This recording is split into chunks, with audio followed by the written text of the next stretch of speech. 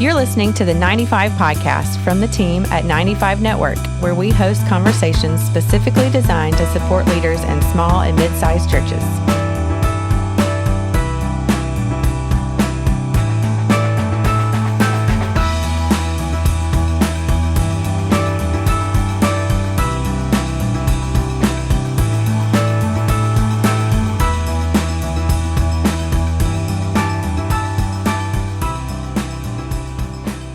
Hey, everybody. Welcome back to the 95 podcast. This is Dale Sellers, Executive Director at 95 Network. Hanging out with a couple of really cool people that I met in Denver at had done a conference a few weeks ago, and they're dear friends with Jason Allison, who's on our team. Well, I think they are. Anyway, Jason speaks highly of them, and so we actually had dinner together at a really fancy steakhouse. And actually, we didn't. It was one of the frou-frou places. But anyway, we had a great time hanging out together. Dave and Kristin Miller are with us today. How are you guys doing? Great. It's good to be here, Dale. I'm doing okay, Dale. She's doing great. I'm doing okay. That dinner, when you go out with weird people that eat weird, you should never let them choose. I told Jason, I'm just like, anyway, sorry about that. No, it was great. I was expecting, and they did have a Ted's Montana grill really close by, but that's okay. I mean, that's fine. I enjoy going I to love the a charcuterie board and the little sides and Charcuterie the board. salads. Yeah. Come on, hummus. Hummus and olives. Oh, yeah. That's everybody who knows me knows that's where I'm at. So when you left that dinner, be honest, in front of the millions that are watching, Mhm. you went through the Five Guys drive-through next door, didn't you? No, I didn't, because I had to get up at 2 the next morning for my flight. God. So it was just My like, goodness. I had a 6 o'clock flight out of Denver. Oh, And it was, yeah. I got to the airport and they didn't even have the clear or the Right. pre-check lines open Yeah, yet. that's right. And that's a huge airport. So it was one of those things where you zombie onto the plane Oh, and then you just, y'all take me home. I don't even know where I yes. am. So Yeah. no, I didn't eat anything else because I wanted to try to sleep a little bit. So take a moment, if you would, and kind of give us your story and tell us about your ministry and what you do. And there's kind of a twofold purpose of having you on in this particular slot. Is this week coming up is Valentine's, and so I always like to feature a ministry couple and one that's really doing it right, and that's you This guys. is Valentine's week. I'm glad you said that. Yeah, so don't Let me make forget a you note. still got a few days to pick up something for her Flowers. Okay, got it. or whatever. So let's just do this. Kristin, you tell us your story first. Yes. Okay, I was going to say save the best for last, but okay. Oh, At this point, I'm thinking we better go with the best for first. oh man. All right. Well, my name's Kristin, and Dave and I have been married for 33 years, and kind of crazy to think about. But I grew up on the East Coast, Northern Virginia, outside of DC, and I met Jesus when I was 9 years old, walking into a church for the first time with my family.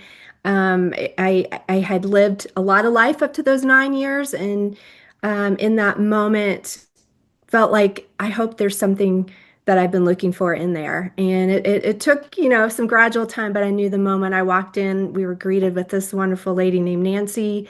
She was the pastor's wife. She bent down and smiled real big and let me know that it was okay. Like, we were so glad to have you. And so my life has been shaped and formed from that moment. I've wanted nothing else than to serve in ministry. But being a female, I went to Bible college, but at that time in my life, I was the plus one. But I served as heartily as I could until, at some point I could go on staff full time. But we have 2 children.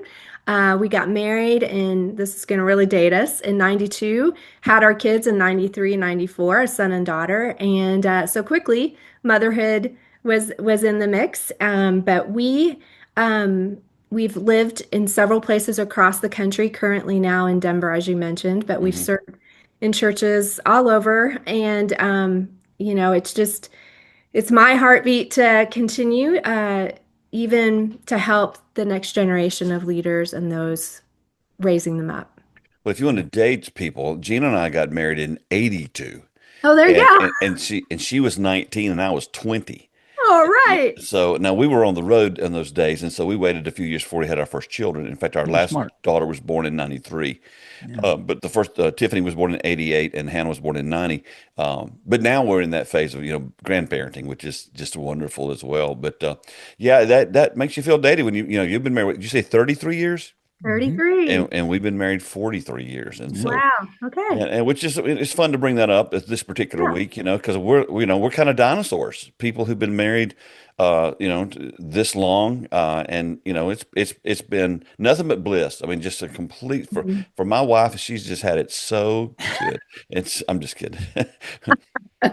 If people want to know what do you do to be married 43 years, we had one rule, and that was this: when difficult times, we're going to pull together instead of pull apart. Mm. If you'll just do that and Right. not go to play the blame game or Yeah. all that other stuff, and that has helped us. So, Dave, tell us your story, your side of the whole thing. Yeah, I grew up in Lexington, Kentucky, and grew up, unlike Kristen, grew up oriented around the church. Mhm. I don't remember ever not being there and faking stomach aches to get out of going back to church every Sunday night. In Amen. those days, Disney was on, Yes, and Glenn Campbell show. and I didn't get to watch any of Amen. that because I was at youth group and then church, and my father was an elder and my mother was super involved. Mhm. And my story is one of those like it doesn't take like a turn for the worse, right? Like a Yeah. lot of I just always love those testimonies. It's like, and then I fell off and got on drugs and went to jail for a decade. Nothing like that. Yeah. I was just handed a privileged, amazing upbringing at an amazing church and thought that was normal. Mhm. And then I went out, as Kristen said, I did ministry, Mhm. primarily worship and creative arts sorts of things. I'm really not that good of a musician. I was in the booth most of the time, running what was going on during those days. And then kind of through a fluke, wound up consulting as I'm condensing a very long, difficult story into coming home one day and saying to Kristen, I think I found something that'll pay the bills till we figure out what's next. And that was 20 years ago at this point. So Good job. I guess I'll do this. So you're And gonna along the way, so you're still staffing. trying to figure out what you want to do. Totally. Absolutely. What I want to do is I want to be the keyboard player in like John Mayer's band or something. Okay. Okay. Or the bus driver. It doesn't matter to me. So yeah, we've lived all over, as Kristen said.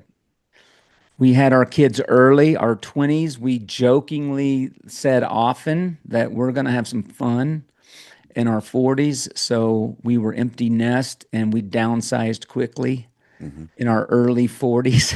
Yeah. Mhm. And we love our children, but we raised confident Mhm. children who moved cross country and live far away. So Yeah. now we're chasing the grandkids. But That's what you anyway, do. That's what that's you what we're do. doing. Mhm. Yes. And so one of the things I want to ask you, you said you were from Lexington. So is that how you know Jason? Because I know Jason's from that area too. Is that where you guys Yeah. met? Yeah, I met I can't remember how old.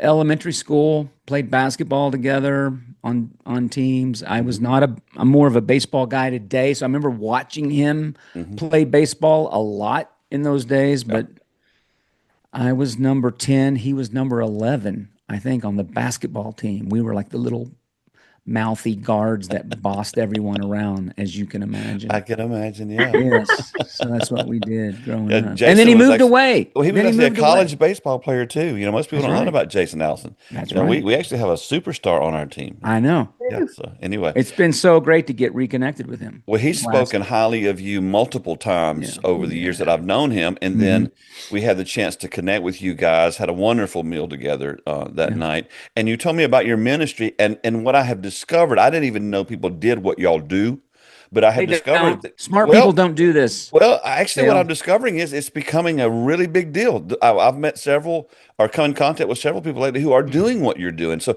take a moment, Krista, and kind of give us an overview of what you guys are doing as far as ministry goes. And I think it's really cool. Mhm.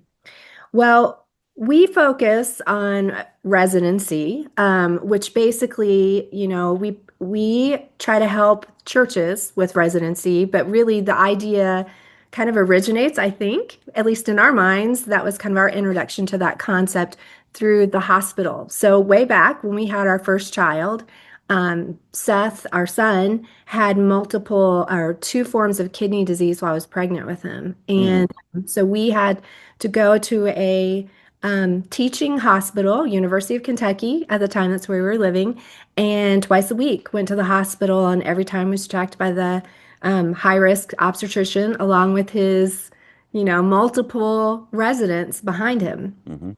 And so what we do is try to encourage and help churches across the country, no matter how big, how small, or in between, to really create a teaching atmosphere for your church so that you can replicate yourself and train up the next generation of leaders. And so we help with the residency program really from start to finish. We recruit, support, develop, and it's a lengthy time frame that we're working alongside churches, but it's phenomenal. And what we're seeing more and more now, like we're in our 8th year. We spent 4 years prior working in a higher education, a smaller Christian college that became the impetus for this across the country. But what we've seen now is like we're now in second, almost third generation of leaders who are now recruiting the next leaders. So we coach, we help recruit, and we support so that a church leader who's overwhelmed doesn't have to reinvent the wheel. Wow. Dave, how did you stumble into this when you were, I mean, I'm assuming you didn't have any models to follow, or did you?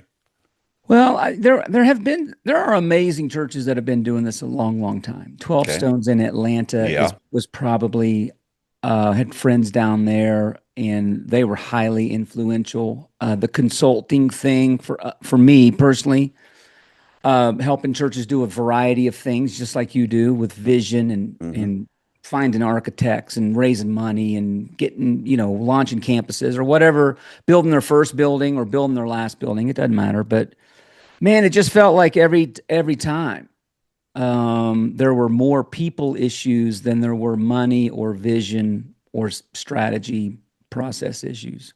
That led to staffing. That led to being involved on the headhunting side, honestly, helping people find staff. Yep. And the frustration of doing that, thinking we've got to get farther upstream than this to help churches learn how to find these people, how to raise them up from inside their own church family, or how to recruit them, and then how to take a 20 to 25-year-old and put them in an environment that wants more for them than from them, like the teaching hospital thing that Kristin was talking about. And yeah, we just launched number 188 last week, and I would say to that question about models, it's one thing to do this in your own organization, but then to go into other organizations and try to replicate that was tough. And so the last 150 have been a lot better than the first 30, and it's mainly because of Kristin and a few other people on our team who are smart and know how to do this a lot better than me doing this on my own or something like that. So I would say I fought trying to not do this, honestly, trying to get other people to do it. And we would pitch it, and people would say, that's a great idea. Someone should do that. We're not going to do that, but someone should do this.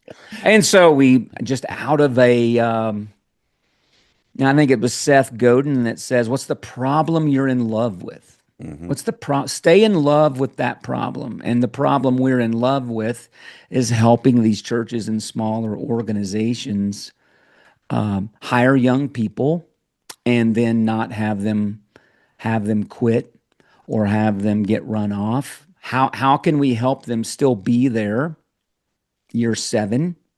And we know we have to start way back in the beginning on a much better page so they can get to year 3. If they get to year 3, they'll get to year 6. If they get to year 6, that is the purple unicorn that we're all looking for, the 28 to 32-year-old with 7 years of experience, So that is the problem we're in love with. Residency this 2-year platform of coaching and curriculum and things. Residency is the tool by which we help organizations get after this. But anyway. Well, there are two things that really struck me that you addressed that are just they're just on my mind all the time. The first one is ministry succession. Is the fact that there are just not a lot of great models. Obviously, there's some, but as you look at the overview of the American church, I don't know why. Can't really put my finger on any specific reason why we just do not do succession well. And what I mean is we don't raise up somebody to hand the ministry off to. I've shared this example on the podcast before. Had a church here in our local area in South Carolina. Pastor's been there for 37 years. Yeah. 37 years. And when the pastor resigns, they have a big party and then they have to get a search committee and start all over. Right. And I'm like, what in the world's going on? And even we could talk about, and I'm not going to mention names, but larger churches who've done a terrible job with this kind of thing. Yeah. Marry that with a few months ago, Kerry Newhoff on his podcast. I didn't hear the podcast. I just saw the promo with the pastor from Mariners Church. I don't even know his name, but they had him on. But the statement they had that stuck out to me was that in the next 10 years, 160,000 churches are going to transition the lead pastor from that's there now in the next 10 years to someone else. And I don't think there's a pipeline of 160,000 people waiting to take those jobs. And so, and with that in mind, and then hearing what you guys do, which what you do seems so foreign, but yet it seems so biblical. It's like, there's nothing new here, man. I think we forgot what Ephesians 4 said our job was to equip saints to do ministry. Right. So, Kristin, tell me how do you get connected with churches even to do this? Is there a demand for it? How are you finding places to help? I think Dave should answer that question. Okay, Dave, go ahead, dive in. I think Kristin should answer that question. How are we finding them? On this podcast, I just need one of you to answer the question. Somebody answer the question. Get in here. Somebody else. We need a third person to answer this question. Here's what I would say. How do we find churches? Or how they find you, either way. Yeah, churches find us. Their friends through their friends. We don't have a marketing budget. We do what everybody does, which is put out some content and hoping that it's helpful. And I think we have helped a lot of churches. And then occasionally some of them click and we start a conversation. It starts just like you're saying, Dale. It starts with a head scratch, like, what do you guys do? And 9 months or 18 months later, we're partnering together with them. So it's one at a time. I did not listen either to the Kerry Newhoff podcast, but I saw the stat. Yeah. And that's sort of like, how do we fix healthcare? I don't know. I wish they would right now, by the way. Exactly. How do we fix UK football or South Carolina basketball? I don't know. There are some questions that are like so complex. I can tell you how to do it one at a time. And to your point, there's nothing new here. 2,000 years ago, Paul said, "Hey, Timothy, hey, Titus, hey, do it like this. Let's go for a walk." You know, the unfair advantage of the first century, no cars.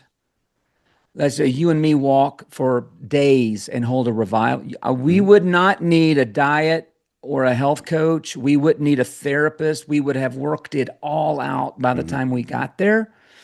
So we're trying to get, in essence, middleman, youth, kids, worship, production, guest services, sometimes the senior pastor, but usually it's these downline leaders. We're trying to get them to slow it down enough to have slow conversations with the next leader coming through the pipe. We're trying to replicate, if you want to make leaders the way Jesus or Paul made then get rid of your car and your phone and just start walking everywhere. Because in essence, the time and the talking is really where we insert ourselves. Did you sit down this week? Did you have these developmental conversations? Kristin and her team sitting with those leaders, helping them learn how to develop that next leader. So 160,000, how do we do that? I don't know. Liberty and Grand Canyon University can figure that out. I'm not smart enough to figure that out. Mm-hmm. I know how to do it one at a time. Well, And I want to reset too, because I yeah, want to make sure that those listening understand. So I'm going to try to say what I think you do, and then I need you to correct me. yeah, sure. So basically, what you do is you help churches connect with, is it young people that's already in their church, or they may come from somewhere else? But instead of just like hiring a staff member, you Yeah. actually begin to mentor them and train them in every aspect of life, not just ministry, Yeah. for a long period of time, with the hopes that you hand off ministry to them in 7 years. Is that close? Kristin? Yes, it's close, very close. Said Yeah. yes with a question mark. Yes. 7 years. 2 years is long enough, Dale. I think in the 2 years is what I was going to say. Yeah. Okay. All right. So first of all, I would say part of the complexity, and again, I'm not going to solve this today or any of us Mm-mm. really, but part of the complexity of developing and having people around you is that in truth, many of us, if we really trace back the threads, many, not all, but most, were not formally developed outside of maybe formal education. Maybe you had a mentor, but there comes this point where people are um, feel a little inept or maybe a little embittered at times to develop a young person who doesn't get it when they're in their midst. And so this is what I find. What we do is we come alongside the youth pastor who has a resident, the worship pastor, the children's pastor, the guest services pastor. We work to coach that leader to then coach the resident. So what happens is there's actually some multiplicative development happening. I mean, it's not like we know all and not that kind of thing, but we do hyper focus on developing young people. And so we can focus on this one thing. And when we have our monthly coaching times with those leaders, we can point to certain milestones or certain soft skills of development to work on in particular instances where we see something happening at one church that might be helpful for them. So that's what we bring. We're coaching that leader, but then that leader is then coaching the resident. In the first year, it's really about them watching you lead and helping and then over time they're starting to lead a little bit more with that leader, helping, watching, and then eventually, really by the end of the second or the first year, they're really doing things, but by the second year, it's pressing repeat on all the things that they did in that first year or saw happen. But really, in essence, they're starting to do the ministry still with the safety net of a leader that's intentionally having conversations with them to develop them, giving them more opportunity, but also not letting them loose just yet because they get that full 2 years to Okay. I want to do this. I'm going to take a short break, and then I'm going to ask you this question. I want to follow up what you just said. So let's take a short break, and we'll be right back with Dave and Kristin. Back here with Dave and Kristin right now, and I'm very intrigued because as you were just explaining what you just shared, I thought of the book Hero Maker. Sure. And we actually have an excerpt from there that we use in our conference where it says the Jesus model of discipleship was, Yeah. I do, you watch, and then I do, and we do, but at the end of each phase of either he's doing and we watch, or we're doing it with him, or it always says, and we discuss. Yeah. That's right. I think that's, for me, as been in ministry for almost 45 years now. Yeah. And being on staff in every position you can think of in different churches, and just been doing this forever. It's the we discuss part that never happens. Or we discussion is usually you getting in trouble for something and being reprimanded for something, or we discuss as you being fired. So David, have you seen that? For sure. I would say, first of all, these people that we work with, they're our heroes. They're still faithfully serving. Yeah. I remind them often, I'm just a professional quitter. Right? They're still there 52 weeks a year doing their job. So I would say churches, even large churches, to your point, are small businesses, right? And if you just look in the market, small business or churches, we hire people that are awesome that can get stuff done. And they start getting stuff done. And then we grow, and then we hand them an intern or a Okay. resident we call them residents. Mhm. I would say, how do you take someone, these awesome people that are amazing, they cram 60 hours of work into a 40-hour work week. That's what we do. That's the first thing we do is we prove we are worth the investment. We're worth the paycheck. We're worth whatever hours we're working, and we can scale. We can get things done. If you think about what we are inundated with all day, every day with AI right now, click here, use this amazing AI tool to get more done, to change. Don't do the little things you shouldn't be doing anymore. Get AI. It's just this insatiable desire, and it really goes to the core of who we are as Westerners and Americans, and this is who we are. We work a lot. We get stuff done, and then you add someone in to be developed. Did you sit down this week?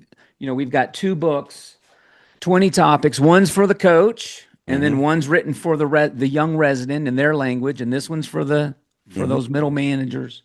Did you go through? Here's what we're up against. Why is she doing this?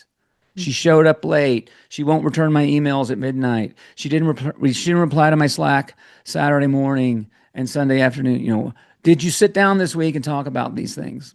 And we don't, because we don't have time. When I was out of local church ministry by age 34.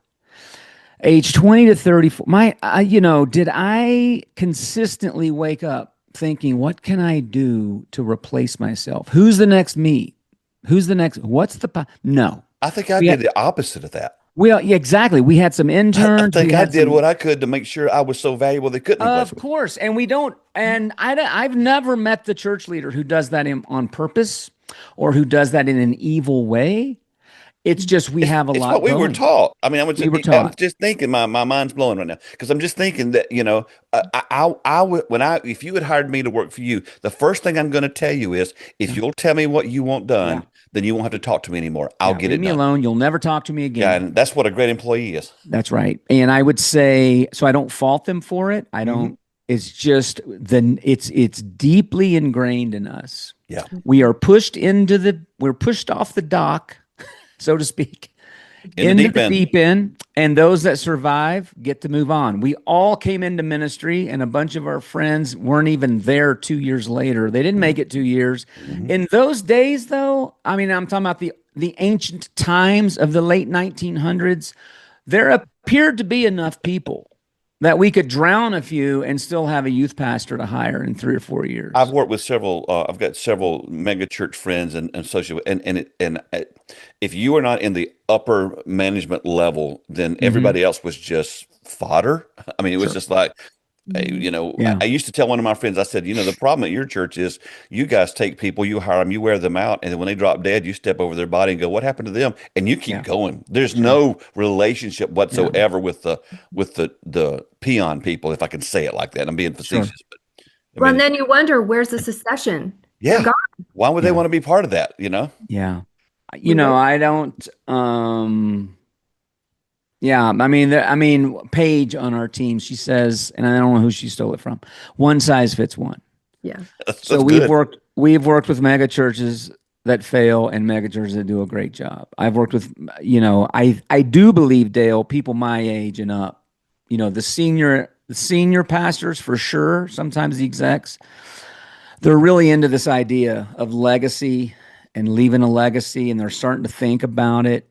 So at the top of these things, they're passionate, and at the bottom, and I'm talking about a church of 700, the top 1 or 2 people and the bottom 1 or 2 people are very passionate about this topic. But the people in the middle that are juggling the plates and spinning the things, and they've got job titles like youth/creative/ campus pastor/ intern director. In my day, man, we never had full-time youth pastors. You had to be youth and music because I don't think the church would they just didn't value a youth pastor. Yes. So so they're not working enough. So you had to be youth and music.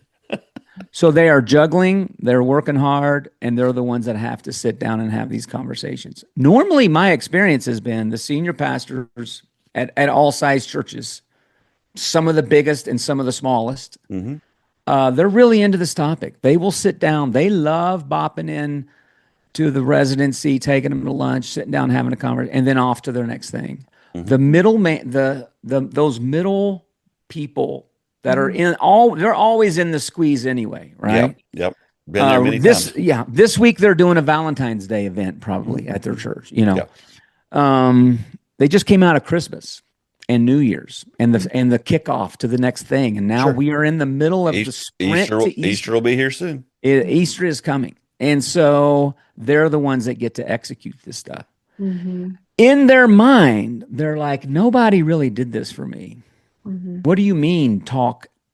I mean, I've met with them 3 weeks straight. Like I have to meet with them a fourth week. We're like, yeah, remember, we're 104 weeks. We're going to walk together 104 weeks. And then they're going to be able to do your job. Mm-hmm. That's the goal.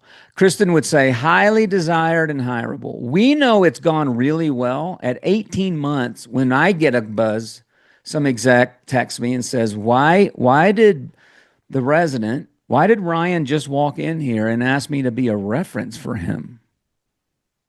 I'm like, because he's got 6 months to go and his resident. No. We don't want him going in.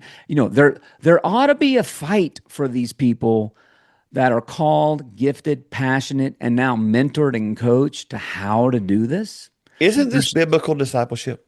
Well, I don't know, man. I see that clickbait too. I see not only Carrie's, I see those things, and I would never be that heavy on somebody. Really? To me, again, Ephesians 4 tells us first, the Lord's going to give us these gifts, pastors, and their job is to equip saints to do ministry. Is that not what you're doing?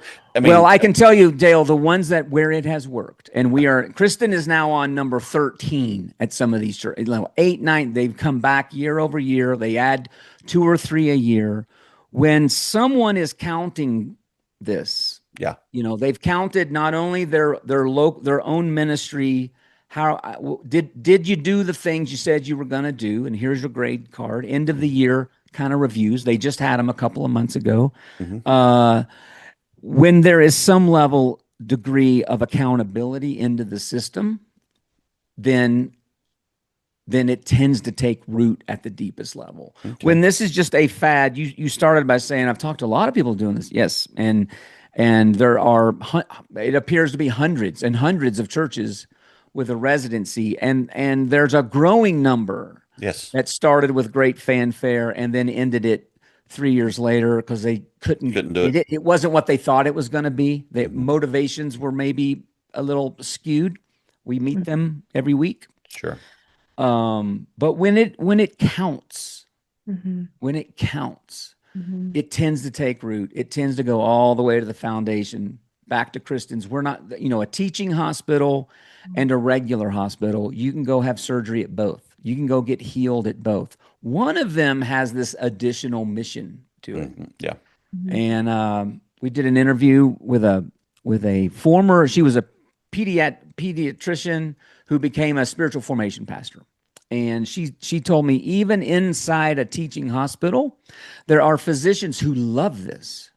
And then there are physicians, they're scrubbing in and they're like, oh, the kids showed up again today, and they just don't have this in them to be a developer. Kristin and her team would look at that and go, we'll show you how to do this. Sure. And keep your sanity and experience it's incredible rush of endorphins when a resident gets the full-time job or has 3 or 4 people after them. I'm sure it is. Kristin, let me ask you this. I want you to tell me both of these. Tell me a really big win where, just something that comes to mind where you've done this and it's just gone really well. And then I want to follow that with, tell me one that did not go so well. Mm-hmm. Oh, man. I mean, there's so many wins, I have to say, but one that continues to stand out to me. So we encourage a 24-month process because there's a lot that happens each month following the first year. That press repeat, this multiplicative growth that's happening in that leader. But we had a young youth resident who probably had more of a capacity for discipleship. That was really more his bent, but youth was the role.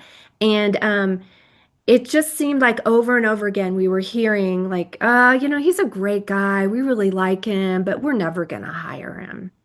And Do you know why? Well, I mean, I think it was because like he wasn't Not necessarily ready. dynamic, they and didn't, wasn't a fit. That's what you're they saying. thought it wasn't a Okay. fit, All right. All right? right. But what happens is, and for this resident, but this happens again and again, this resident had his foot in the door. He Mm-hmm. was trusted and known, and he learned the DNA of that church and that region. And months into the second year, there were about three other staff people that moved on for various reasons, all positive, but they moved on. And I believe it was month 19, we were starting to talk about, like, well, maybe we could hire him, but let's still put him in front of other churches. And then month 23, they were like, oh my gosh, we love him. We always knew he was going to do this thing, so we were hiring him. And Okay. there we go. And that is actually not an unusual story. There's Maybe just the time frame was a little more unusual, like the last hour, but still. there's a proverb, I think it is, it says your gift makes room for you. And that sounds like that what Ah, took place there. nice. Yeah. There you Okay. go. So tell me one that didn't work so well. Um, Let me think. I'm glad you're having to think. That's pretty cool. Yeah. Well, the last one I coached, the last one I was in charge of, you can tell that story. I don't actually know that story very well because All I right, never started full Dave. time. All So I right, think Dave, you tell Well, might us. tell it. like I said, the last 150 have gone a lot better than the first 30. And Yeah. there was a moment where, like deep in us, we would say, if someone spends 24 months with you, of course they're going to love Jesus more. Of course they're going to be smarter, but they ought to be highly desired and hireable. Yeah. And this guy wasn't. After 24 months. And it was early in our system, Mhm. and I was directly over it. I have a picture of his at the end of the first year. We do a half a day with them in the room if we can, or on a Zoom, sort of like a mini life plan coaching, just laying out the second year what the goals are, and we did all of that. But we've developed a lot since then. Sure. And he is the one resident, Dale, who finished a 24-month residency with Leadership Pathway and was not hireable. It was the last one that I was over. And Kristin has 6 or 7 coaches now with her, and systems and processes. And the thing I've learned to say at month 4, 9, 15, when we have our checks as a team, and it's like something's not, we've hit a snag. We're at a hurdle. We've all learned to say, just work this process. Work the process. Are you working the process? It gets so convoluted. Yeah. And if we can all remember what being age 20 to 25 was like from a Tuesday to a Thursday, or from a Thursday to the next Wednesday, everything changes every week. It can get very complex. It can get the fog of this stuff, working it all out. Are we working the process? Just work the process. We've learned to work the process. Mainly is sitting down, talking, long conversations, understanding, seeking to understand their perspective. Learning from them is a big theme of ours the last 4 or 5 years now. What are you learning from Gen Z? Are you learning from the residency? Is a two-way street. This isn't just about getting the kids to work harder. Yeah. Getting the kids to work like me or my dad. No, this is about learning from them, meeting them on their schedules, on their time, learning their cultures and their ways of doing things, and bringing out the best in them. And then they bring out the best in us. There's So also that was a great example of one that did not go.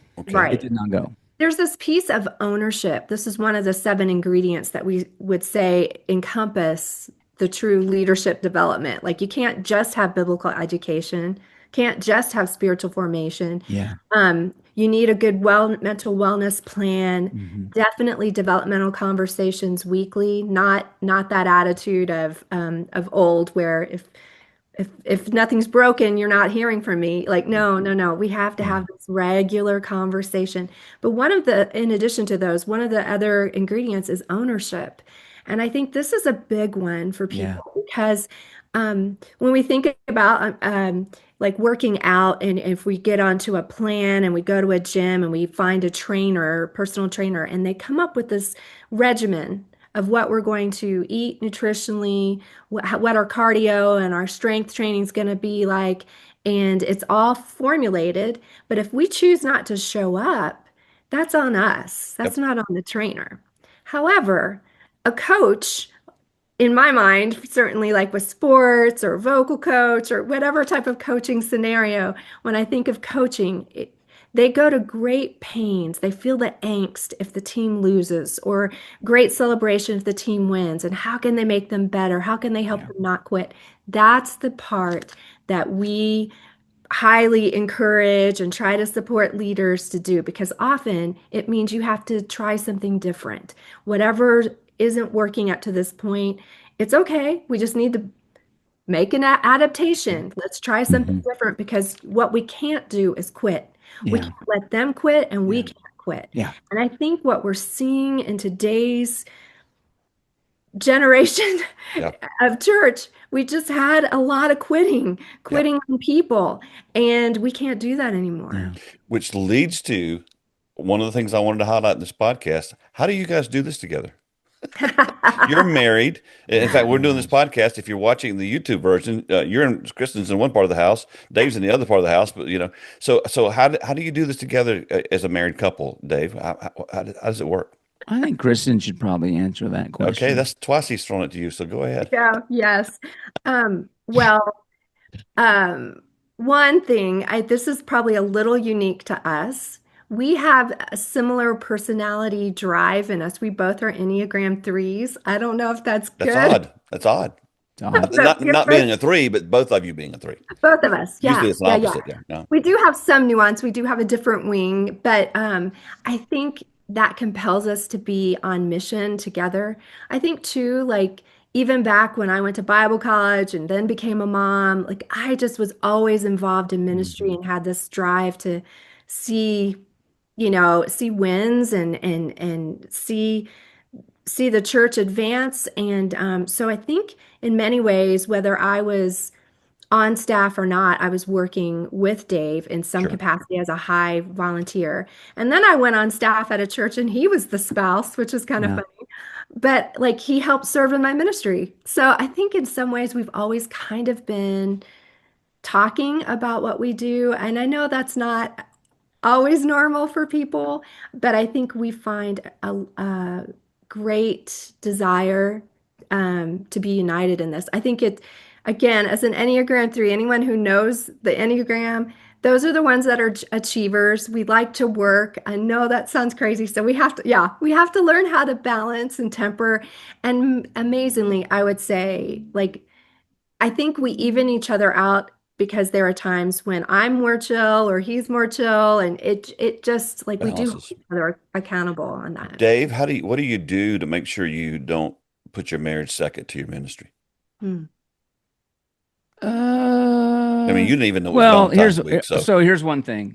For 33 years, date nights is on the calendar, Dale.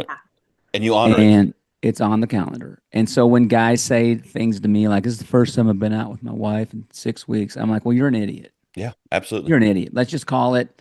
I wouldn't say this if I didn't know you, but I know you very well. I've walked with you for 12 years. You're an idiot for not dating your wife. We don't have any money. I don't care. We didn't either. Go to Target, walk the aisles. Don't, split a Diet Coke on the way out the door and call it date night. Get away from the crazy kids. So I would say, how do I put the marriage first? Before I do, I just, I put the marriage first. Mm-hmm. So Kristin I've hired a lot of people in a lot of different situations. She's the best. She's the best. Easy to exploit if I wanted to. I will tell you that. It would be easy for me. Yeah, dive into that a little bit. What do you mean? Well, because she's a driven workaholic. Okay. And she knows, and it's on her to put whatever guards on her own heart and her own life that she needs to do. But I could easily exploit that. Mm-hmm. And so I don't. Mm-hmm. I don't. I look at her, I look at everyone on our team. What are their strengths and weaknesses? How do we help them be stronger where they're already strong? Once they're past age 30 something, how do we play to our strengths? How do we keep them out of the weeds and out of the ditch? But then there are times, I know for me as a workaholic, I don't work past 6 o'clock. If I work past 6 o'clock, I'll work till 2 a.m. I will not sleep because that's how I lived my 20s and 30s. And I also have learned I don't send emails and Slack messages and text people on off days or off hours. And if I'm working, then I'll schedule it for them to get it at some point. All the tools, the amazing tools that we have today that we didn't have back then. Yeah. So I just say I put that relationship first. My relationship with everybody else that works for me, I put our friendship first. We went through some value conversations a year ago. So we had someone else a new person on our team lead it because we're like, hey, you've got fresh eyes. What do we value here? And one of our values is we're people. We are people. Once you're on this bus, I don't care who's signing the checks or where we're living, or you're not getting off the bus. And so we've got people that we work with now for decades. I would look at my marriage the same way. We're people.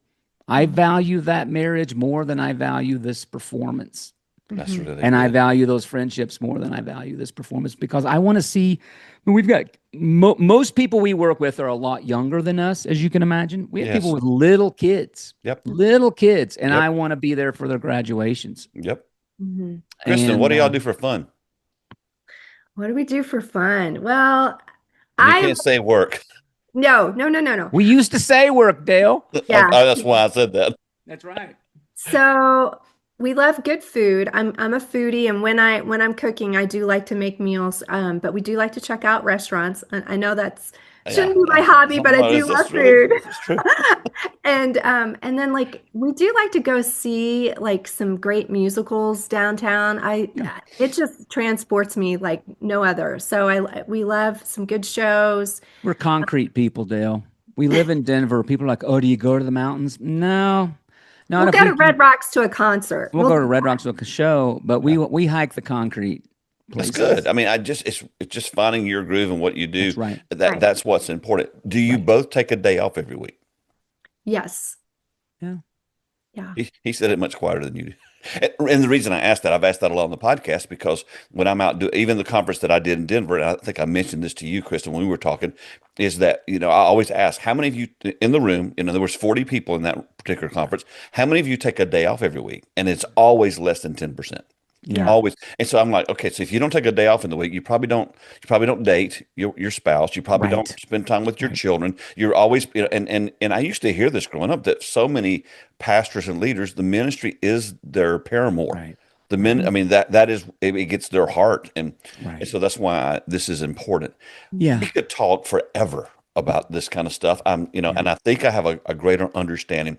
And so if you're listening now and you're like even interested in the possibility of doing residency or beginning to move in that direction, you at least just schedule a call with these guys just to find out if it's feasible for where you are, or do you need to begin to move in that direction. And so we'll have their connection points and what they do in the show notes. Before I go, Chris, I think I remember you telling me you also have a passion for pastors' wives.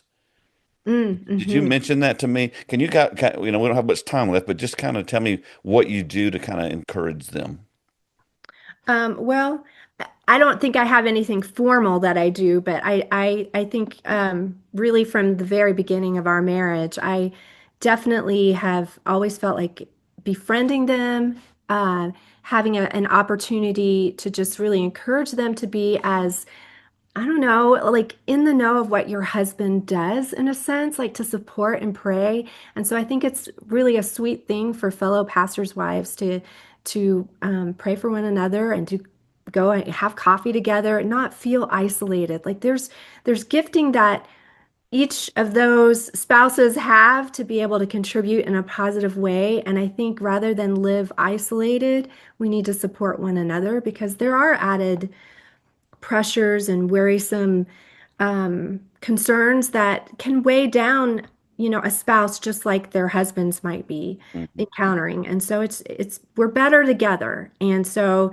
I think for me, I know we were living in Vegas at the time at a church there at Central Church. And I remember calling all pastors' wives, elders' wives, and we would meet several, or I think it was like once a month at least, but just praying for the big initiatives ahead and just taking interest in what your husband does, because I've also met so many spouses that choose not to value what they do, Mhm. and therefore they can be a source of unraveling the ministry Yeah. because their husband is torn apart from, trying to care for the family but also do the church. And it's just like that understanding of like we need to be united on this front together. So And Uh, it's I much would more say that, informal. and when the shoe's on the other foot, spouses, I would say more than women. Kristen, she mentioned being on a church staff, mhm. and I was working from home. So we had subscribed to one of these box. They ship you the box and the ingredients, and a monkey could make dinner, right? So I'm home. She's coming in saying to me, "Wow, that smells wonderful." Yeah. So I would just say, when the shoe's on the other foot, Mm. there's really, I had to take an interest in it. I was involved. In fact, her story of being a 9-year-old girl with her difficult home life and walking up to a church and thinking this better work because something's missing in my life. Mhm. She's telling, I'm there to usher. She's leading guest services, and she's telling this story. And I'm like, who are you? You talk about a story that will motivate people to be greeters and ushers on a Sunday morning. Kristen Yeah. can do it. And I stood there as the spouse, just one of the gang, but I was so glad I was in the circle. Yeah. I don't think I'd ever heard that story before. Hmm. So I would say it goes both ways. The ones that, I mean, ministry is harder today, Dale. I would say that a thousand times over. It is harder than ever. Life is hard in some ways. If you're leading or managing or doing anything like that, it's harder. Yeah. And so it takes intention. These things take intentionality, from date nights in your calendar to intentionally turning it off. Mhm. And Friday, Saturday, Sunday, one or two of those days, nothing gets done from my perspective.